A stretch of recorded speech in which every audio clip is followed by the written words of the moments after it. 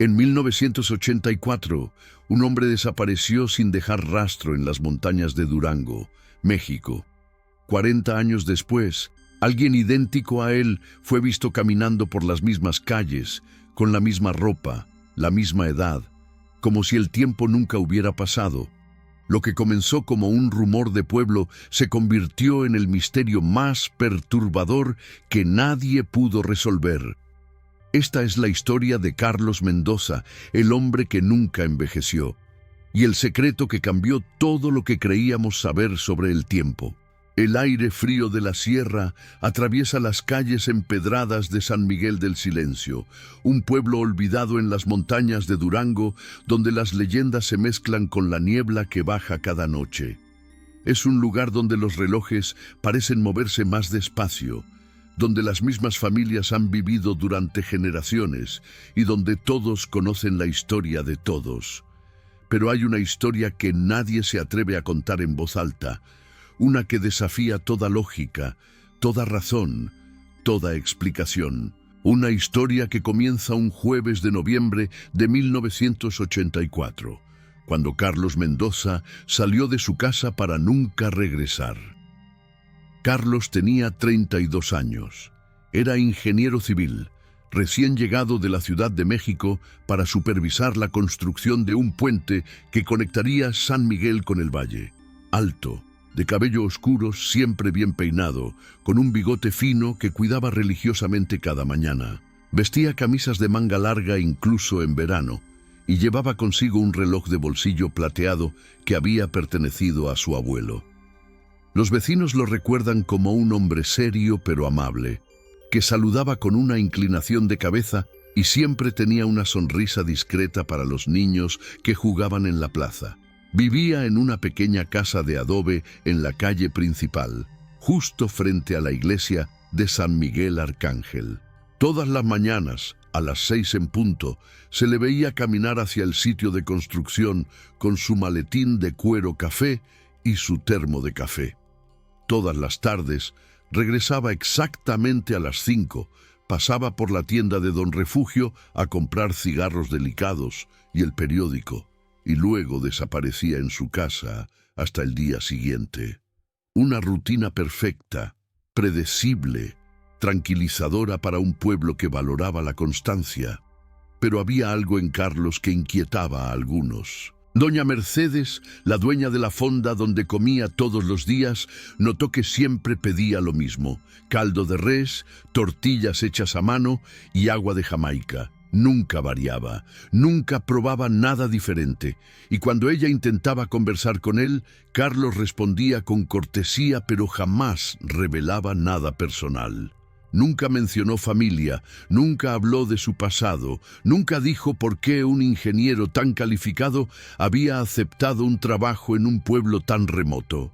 Era como si hubiera llegado de la nada, sin historia, sin raíces, sin conexiones. El padre Eliseo, párroco de San Miguel, también percibió algo extraño. Carlos nunca asistió a misa, pero una tarde lo encontró dentro de la iglesia vacía, de pie frente al altar, mirando fijamente el Cristo crucificado con una expresión que el padre describió como terror absoluto. Cuando le preguntó si necesitaba confesión o ayuda espiritual, Carlos simplemente negó con la cabeza y salió sin decir palabra. Desde entonces, el padre Eliseo notó que Carlos cruzaba la calle para evitar pasar frente a la iglesia. En octubre de ese año, algo comenzó a cambiar. Los trabajadores de la construcción empezaron a notar que Carlos se distraía con facilidad, que se quedaba mirando hacia las montañas, como si esperara ver algo o alguien. Rafael Ochoa, el capataz de la obra, recuerda haberlo encontrado una tarde completamente inmóvil en el borde del barranco, tan cerca del precipicio que bastaba un paso más para caer. Cuando lo llamó, Carlos se sobresaltó como si despertara de un trance. «Perdón», fue todo lo que dijo. «Me distraje». Pero sus manos temblaban cuando tomó los planos que Rafael le extendía. La última semana de octubre trajo consigo una serie de eventos que, vistos en retrospectiva, fueron advertencias que nadie supo interpretar. El martes, don Refugio encontró el reloj de bolsillo de Carlos abandonado en el mostrador de su tienda. Cuando se lo devolvió, Carlos lo miró como si nunca antes lo hubiera visto. «Gracias», murmuró, pero no se lo guardó en el bolsillo como siempre. Lo dejó sobre la mesa de su casa y nunca más lo volvió a usar. El miércoles, doña Mercedes lo vio llegar a la fonda con la camisa mal abotonada y el cabello despeinado, algo completamente inusual en él. Pidió su caldo de siempre, pero no lo tocó. Se quedó sentado durante 1 hora, mirando el plato con expresión ausente, hasta que ella le preguntó si se sentía mal. «Estoy bien», respondió con voz hueca. «Solo recordando». El jueves por la noche, el 25 de octubre de 1984, Carlos fue visto por última vez. Eran las 9 de la noche cuando salió de su casa llevando únicamente su chamarra de mezclilla y una linterna. Varios vecinos lo vieron caminar hacia el norte, en dirección al antiguo camino que subía a la sierra. El mismo camino que los lugareños evitaban después del anochecer porque, según decían, era territorio de almas en pena y luces extrañas. María Elena Soto, que vivía en la última casa del pueblo, lo vio pasar frente a su ventana. Caminaba rápido, recuerda, como si algo lo persiguiera o como si tuviera mucha prisa por llegar a algún lugar. Cuando lo llamé, no volteó. Siguió caminando hasta que la oscuridad se lo tragó. Esa fue la última vez que alguien vio a Carlos Mendoza. Al día siguiente, cuando no llegó a la obra, Rafael Ochoa fue a buscarlo. La puerta de su casa estaba abierta. Adentro, todo estaba en perfecto orden. La cama hecha, los platos lavados, la ropa doblada. Pero sobre la mesa de la cocina había algo que helaba la sangre. El reloj de bolsillo, una fotografía en blanco y negro de un hombre idéntico a Carlos, vestido con ropa de principios de siglo, y una nota escrita con letra temblorosa que decía: «El tiempo no es lo que creemos. Perdónenme, nada más». No había explicación, no había despedida, no había pistas sobre dónde había ido o por qué. La policía organizó búsquedas que duraron semanas. Peinaron las montañas, interrogaron a cada habitante del pueblo, contactaron a todas las autoridades de la región. Encontraron la linterna de Carlos apagada junto al camino, a 3 kilómetros del pueblo, justo donde el sendero se bifurcaba. Uno llevaba hacia el antiguo pueblo minero abandonado de Real de Ángeles. El otro se perdía entre los bosques de pino hacia las cuevas que, según la leyenda local, eran portales a otros mundos. No había huellas, no había señales de lucha, no había sangre. Carlos simplemente se había desvanecido en la noche como humo en el viento. Si te intriga este misterio, suscríbete al canal y activa las notificaciones, porque lo que descubrimos después cambiará todo lo que creías saber sobre esta historia. Los meses siguientes al desaparecimiento de Carlos Mendoza dejaron a San Miguel del Silencio sumido en una mezcla de miedo y fascinación morbosa. La familia de Carlos, si es que tenía alguna, nunca apareció para reclamar sus pertenencias. La constructora envió a otro ingeniero para terminar el puente, y la vida continuó como si Carlos nunca hubiera existido. Pero las preguntas permanecieron. ¿Quién era realmente? ¿Por qué había huido? ¿Y qué significaba esa fotografía del hombre que lucía exactamente como él, pero vestido con ropa de otra época? El padre Eliseo guardó las pertenencias de Carlos en la sacristía de la iglesia, esperando que algún día alguien viniera por ellas.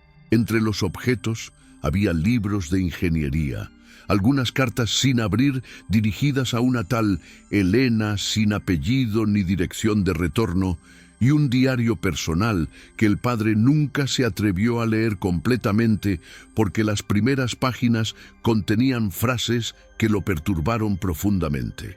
«El círculo se está cerrando», decía una entrada de septiembre. «Puedo sentirlo. Es como si todo lo que hice antes estuviera alcanzándome. Veo su rostro en cada espejo, en cada reflejo. Somos el mismo, pero yo soy el que huyó». El padre cerró el diario y lo guardó en una caja sellada, convencido de que contenía verdades que era mejor no conocer. Con el paso de los años, el misterio de Carlos se convirtió en leyenda local. Los viejos del pueblo contaban a los jóvenes sobre el ingeniero que desapareció en la montaña. Algunos decían que había sido víctima de los narcos que operaban en la sierra. Otros susurraban que se había suicidado por un amor imposible. Los más supersticiosos afirmaban que había sido llamado por las fuerzas oscuras que habitaban las cuevas, que lo habían arrastrado a otra dimensión, a otro tiempo. La casa donde vivió cambió de dueños 3 veces en 10 años. Nadie duraba mucho tiempo allí. Todos reportaban lo mismo: pasos en la madrugada, sombras que se movían cuando no debían, y la sensación constante de ser observados por ojos invisibles. En 1994, 10 años después de la desaparición, hubo un primer incidente que debió haber servido como advertencia. Un campesino llamado Tomás Vargas juró haber visto a un hombre que coincidía exactamente con la descripción de Carlos caminando por el viejo camino minero al amanecer. «Vestía la misma chamarra de mezclilla», dijo Tomás temblando. «Tenía el mismo bigote, la misma forma de caminar. Cuando lo llamé, se detuvo y me miró directamente. Tenía la misma edad que cuando desapareció, ni un año más viejo. Sonrió, levantó la mano como en un saludo y luego siguió caminando hasta perderse entre los árboles. Corrí tras él, pero no había nadie. Desapareció como fantasma. El pueblo descartó el testimonio de Tomás, atribuyéndolo al alcohol o a la imaginación de un hombre solitario que pasaba demasiado tiempo en las montañas. Pero Tomás no fue el único. En 2004, exactamente 20 años después, una maestra de la escuela primaria llamada Sofía Ramírez reportó haber visto a un hombre idéntico a la fotografía de Carlos que aún colgaba en la estación de policía como persona desaparecida. «Estaba comprando cigarros en la tienda de Don Refugio», dijo Sofía. «Lo observé durante varios minutos. Pensé que tal vez era un familiar, un hermano gemelo quizás, pero cuando le pregunté a Don Refugio quién era, me dijo que no había visto entrar a nadie. La tienda estaba vacía, pero yo lo vi con mis propios ojos. Incluso llevaba un reloj de bolsillo plateado en la mano». Los avistamientos se volvieron un patrón. Cada 10 años alguien reportaba haber visto al hombre que parecía Carlos Mendoza. Siempre con la misma apariencia, siempre con 32 años, siempre vistiendo la chamarra de mezclilla o caminando por los mismos lugares que Carlos frecuentaba. Y siempre, cuando intentaban acercarse o hablar con él, desaparecía sin explicación. La policía archivó los reportes como avistamientos de fantasmas, alucinaciones colectivas o simplemente coincidencias. Pero las personas que lo vieron sabían la verdad. No era imaginación, era algo real, algo inexplicable, algo que desafiaba las leyes del tiempo y la lógica. En 2014, 30 años después de la desaparición original, el nieto de Don Refugio, ahora encargado de la tienda familiar, instaló cámaras de seguridad. Una madrugada de octubre capturó algo extraordinario. Un hombre entraba a la tienda a las 3 de la mañana, tomaba una cajetilla de cigarros delicados del estante exacto donde siempre estaban, dejaba dinero sobre el mostrador y salía. Las imágenes mostraban claramente su rostro. Era Carlos Mendoza, exactamente como lucía en 1984. La misma edad, la misma ropa, el mismo bigote. Cuando la policía revisó la grabación, confirmó que no era un montaje. El timestamp de la cámara era correcto. El hombre en el video era real, pero cuando intentaron rastrear a dónde había ido después de salir de la tienda, las cámaras exteriores no mostraban nada. Simplemente se esfumó en la oscuridad como si nunca hubiera estado allí. El caso atrajo la atención de investigadores paranormales, periodistas sensacionalistas y teóricos de conspiraciones. Algunos propusieron que Carlos había descubierto un portal temporal en las montañas. Otros sugirieron que era un viajero del tiempo atrapado en un bucle que lo obligaba a revivir la misma noche una y otra vez. Los más extremos afirmaban que era evidencia de experimentos secretos del gobierno, clonación humana o incluso intervención extraterrestre, pero ninguna explicación satisfacía completamente los hechos. Ninguna teoría podía explicar cómo un hombre podía desaparecer en 1984 y reaparecer décadas después sin envejecer ni un solo día. El padre Eliseo, ahora anciano y próximo a retirarse, decidió finalmente abrir el diario de Carlos, que había guardado durante todos esos años. Lo que encontró allí lo dejó sin palabras. Las entradas no estaban escritas solo en 1984. Había anotaciones fechadas en 1904, 1924, 1944, 1964, todas con la misma letra, el mismo estilo, describiéndose a sí mismo en diferentes épocas, pero siempre con la misma edad, siempre huyendo de algo, siempre consciente de que el ciclo se repetiría.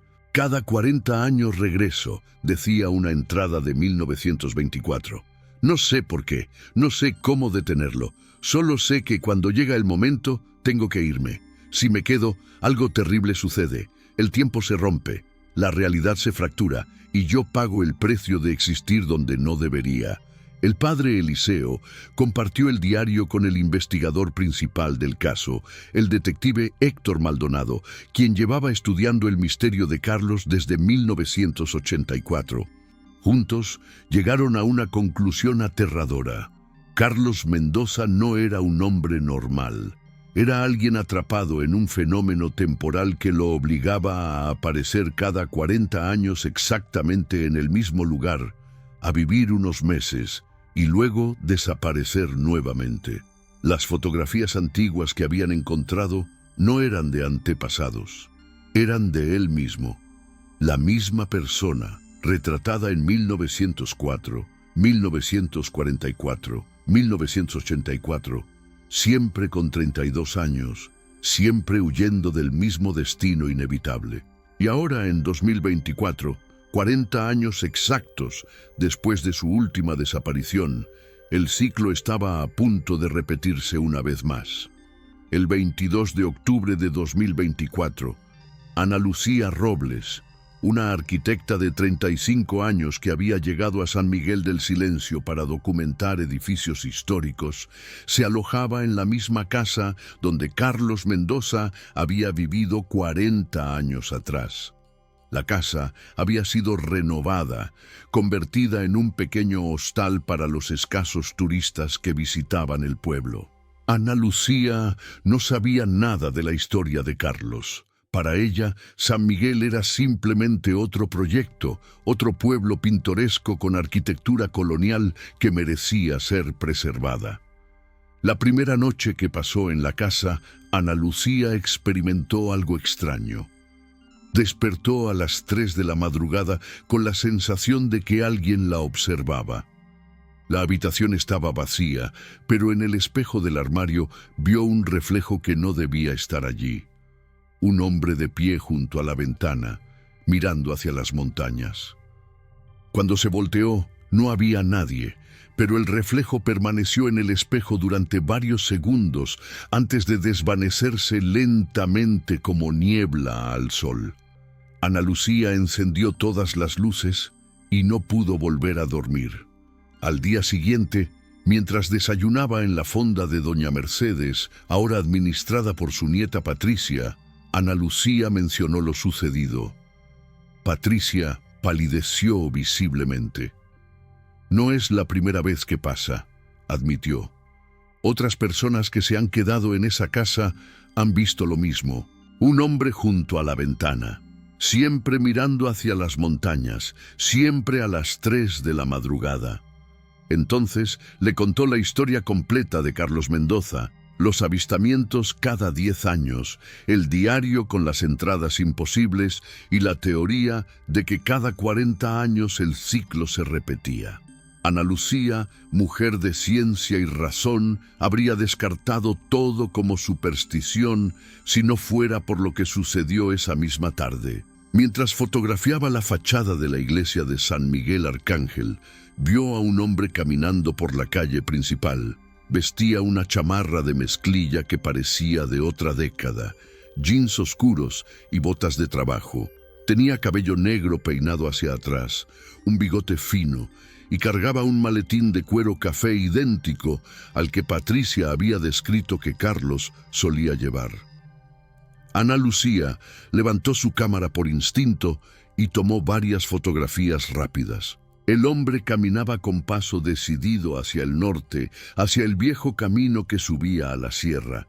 Ana Lucía lo siguió, manteniendo distancia, documentando cada paso con su cámara. Otros vecinos también lo habían visto. La señora Soto, ahora de 80 años, salió de su casa gritando: «¡Es él! ¡Es Carlos! ¡Ha vuelto!». Pero el hombre no se detuvo, no volteó. Simplemente siguió caminando con la misma determinación que testigos habían descrito 40 años atrás. Ana Lucía lo siguió hasta donde el camino se bifurcaba. Allí el hombre se detuvo. Sacó algo de su bolsillo, un reloj de bolsillo plateado.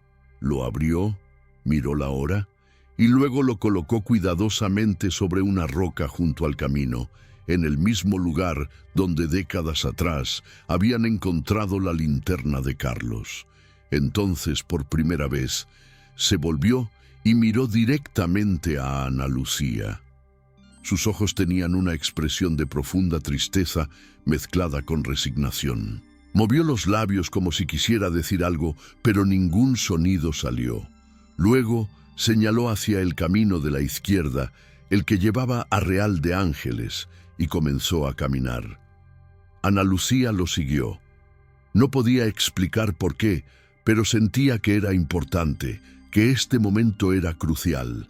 El hombre la guiaba sin voltear a verla, caminando a un ritmo constante que ella apenas podía mantener. Subieron durante casi 1 hora hasta llegar a las ruinas del antiguo pueblo minero. Real de Ángeles había sido abandonado en los años 50 después de que un derrumbe en las minas matara a docenas de trabajadores. Ahora era solo un conjunto de edificios desmoronados, cubiertos de vegetación y silencio. El hombre se detuvo frente a lo que alguna vez fue la entrada principal de la mina. Se volvió nuevamente hacia Ana Lucía y esta vez habló. Su voz era clara pero distante, como si viniera de muy lejos. «No debería estar aquí», dijo. «Ninguno de nosotros debería. Pero el tiempo está roto. Y yo soy la grieta». Ana Lucía sintió que el aire a su alrededor se volvía denso, pesado, como si la realidad misma se estuviera distorsionando. Levantó su cámara con manos temblorosas y tomó una fotografía. El flash iluminó el rostro del hombre durante un segundo. Y entonces él desapareció. No se alejó caminando. No entró en la mina. Simplemente dejó de existir frente a sus ojos, como si alguien hubiera apagado un interruptor. Ana Lucía se quedó sola en las ruinas, con el corazón latiéndole violentamente, revisando frenéticamente las fotografías en su cámara. Las primeras imágenes que había tomado en el pueblo mostraban claramente al hombre, pero las últimas, las que había capturado justo antes de que desapareciera, mostraban algo completamente diferente. En lugar de un hombre, aparecía una figura translúcida, como una doble exposición, y detrás de él, apenas visible, había docenas de versiones del mismo hombre, todas superpuestas, todas mirando a la cámara, todas con expresiones de súplica silenciosa. Ana Lucía corrió de regreso al pueblo. Fue directamente a la estación de policía y mostró las fotografías al detective Maldonado, quien ahora estaba retirado, pero seguía viviendo en San Miguel, obsesionado con resolver el misterio que había consumido su carrera. Cuando vio las imágenes, Maldonado cerró los ojos y suspiró profundamente. Sabía que volvería este año, dijo. 40 años exactos. El ciclo nunca falla. Le mostró a Ana Lucía el diario de Carlos, las fotografías antiguas, todos los expedientes que había recopilado durante décadas. Esa noche, Ana Lucía no pudo dormir. Leyó cada página del diario, cada reporte policial, cada testimonio de avistamientos. Y en la última página del diario encontró algo que Maldonado había pasado por alto: una serie de coordenadas geográficas escritas con tinta diferente, más reciente. Debajo decía: si alguien lee esto, vayan aquí. La respuesta está enterrada donde el tiempo se detuvo. Al amanecer del 25 de octubre, exactamente 40 años después de la desaparición original de Carlos, Ana Lucía y el detective Maldonado subieron nuevamente a Real de Ángeles acompañados por un equipo de búsqueda. Siguieron las coordenadas que llevaban a un punto específico dentro de la mina abandonada. Cavaron durante horas hasta que encontraron algo que cambiaría todo: una cápsula de metal sellada, enterrada a 3 metros de profundidad. Dentro había documentos, más fotografías y algo que ninguno esperaba encontrar: una grabadora de voz antigua con una cinta intacta. Maldonado insertó baterías nuevas con manos temblorosas. Presionó play y la voz de Carlos Mendoza, clara como el día, comenzó a hablar desde el pasado, revelando una verdad que era más aterradora que cualquier teoría que hubieran imaginado. La voz en la grabadora era joven pero cansada, llena de una urgencia que trascendía el tiempo. Mi nombre es Carlos Alberto Mendoza Reyes, comenzó. Nací el 15 de marzo de 1952 en la Ciudad de México. Y morí. Morí el 25 de octubre de 1984 en esta mina. Pero esa no fue la primera vez. Ana Lucía y Maldonado se miraron confundidos. La grabación continuó. No sé cómo empezó. Solo sé que cuando tenía 32 años, algo me llamó a este lugar. Una fuerza que no puedo explicar, un impulso que no pude resistir. Vine a San Miguel del Silencio en 1984 porque sabía, de alguna manera lo sabía, que tenía que estar aquí, que este era el lugar donde todo se resolvería o se repetiría eternamente. Investigué la historia del pueblo y encontré registros de un ingeniero llamado Carlos Mendoza que había desaparecido en 1944. Tenía mi mismo nombre. Cuando vi su fotografía, era como mirarme al espejo. Exactamente idéntico. La grabación hizo una pausa. Se escuchaba la respiración agitada de Carlos, como si estuviera luchando por mantener la compostura. Encontré más registros. En 1904, otro Carlos Mendoza había trabajado en la construcción de la primera iglesia del pueblo. Desapareció en las mismas fechas. En 1864, durante la intervención francesa, un oficial médico con el mismo nombre había sido visto por última vez cerca de estas montañas. Cada 40 años, siempre 32 años de edad, siempre el mismo rostro, siempre yo. Al principio pensé que era coincidencia, que quizás era una maldición familiar, que todos los hombres de mi linaje estaban destinados a morir jóvenes en el mismo lugar. Pero entonces encontré el diario de mi yo de 1904 y reconocí la letra. Era la mía.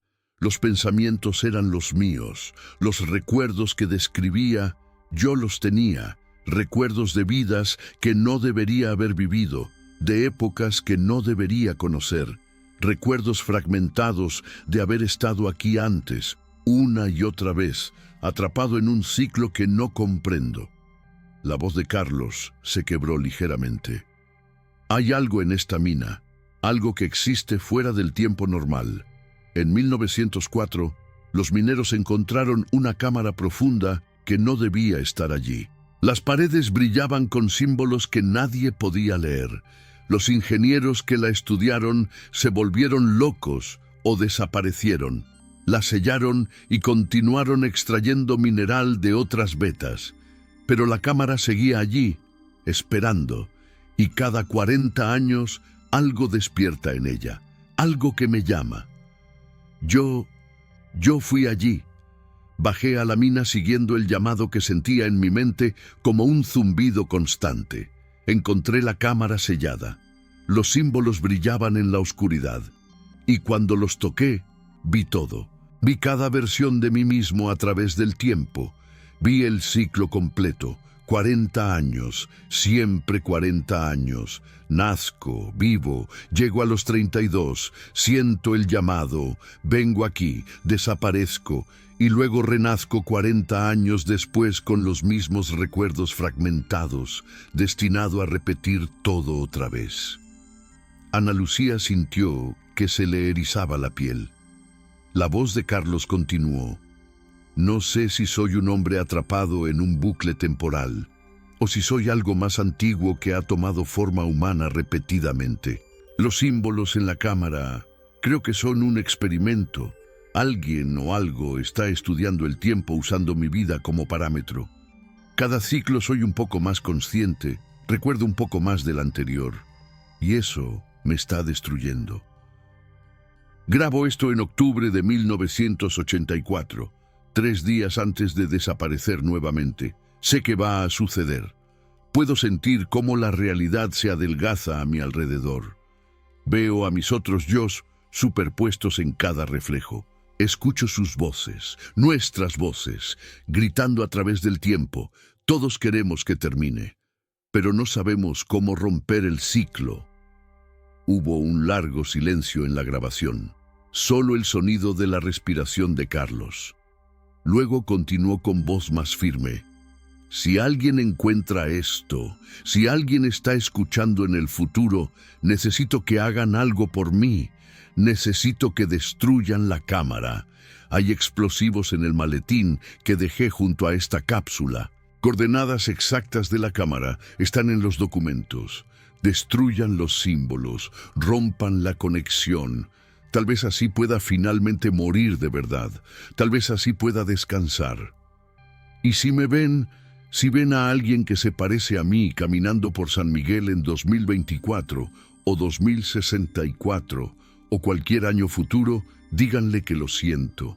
Díganle que intenté detenerlo. Díganle que no es su culpa ser lo que somos.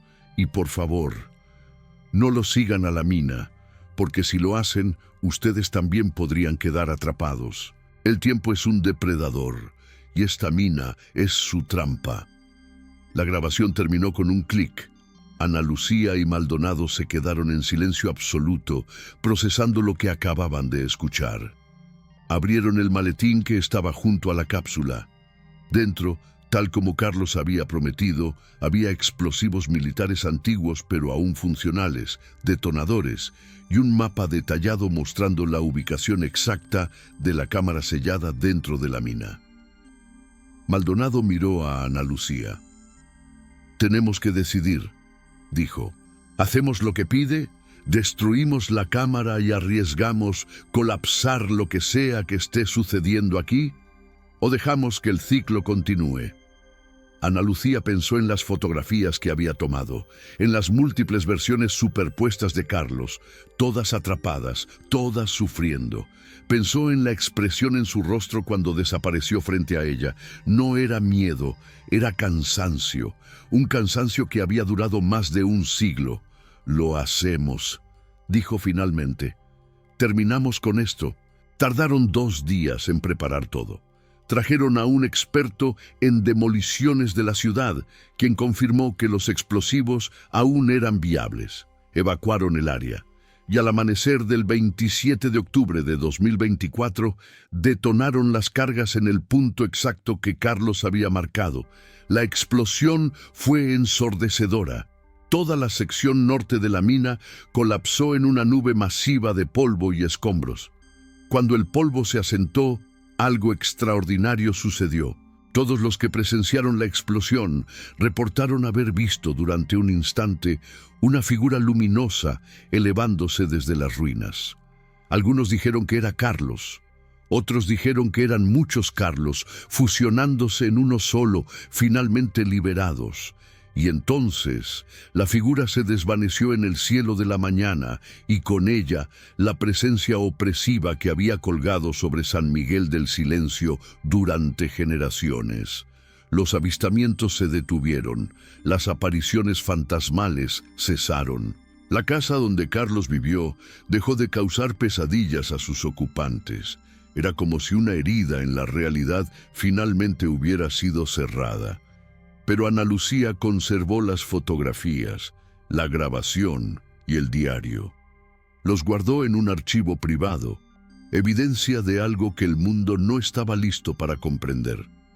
Que el tiempo no es una línea recta, que hay grietas en la realidad donde las personas pueden quedar atrapadas, repitiendo sus vidas una y otra vez hasta que alguien las libere. El detective Maldonado escribió un último reporte sobre el caso de Carlos Mendoza. Lo tituló Ciclo Cerrado y lo archivó sin clasificación oficial. Cuando le preguntaron qué había sucedido realmente en Real de Ángeles, simplemente dijo: un hombre perdido finalmente encontró el camino a casa. Nadie insistió en más detalles. Hoy, si visitas San Miguel del Silencio, encontrarás un pequeño monumento en la plaza principal, una placa de bronce con el nombre de Carlos Alberto Mendoza Reyes y las fechas 1952, 1984. No dice cómo murió, no explica el misterio, solo dice: un hombre que existió en muchos tiempos, descansa ahora fuera de todos ellos. Los turistas pasan junto al monumento sin entender su verdadero significado, pero los ancianos del pueblo saben. Y en las noches silenciosas, cuando el viento baja de las montañas, algunos juran que aún pueden escuchar el eco de una voz en la distancia, susurrando palabras que no alcanzan a comprender.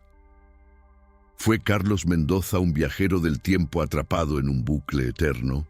¿Un experimento de fuerzas que no comprendemos? ¿O simplemente un hombre que existió en el lugar equivocado del espacio-tiempo? La verdad, como tantas verdades en este mundo, permanece enterrada bajo toneladas de roca y silencio. Pero lo que es innegable es que durante más de 100 años, el mismo hombre caminó por las mismas calles, vivió las mismas semanas y desapareció en la misma noche, una y otra vez, hasta que alguien tuvo el valor de liberarlo. ¿Crees que existen otros como él, atrapados en sus propios ciclos, esperando ser descubiertos? ¿Qué otras grietas en el tiempo están ocultas en lugares remotos del mundo, repitiendo tragedias que nadie ve?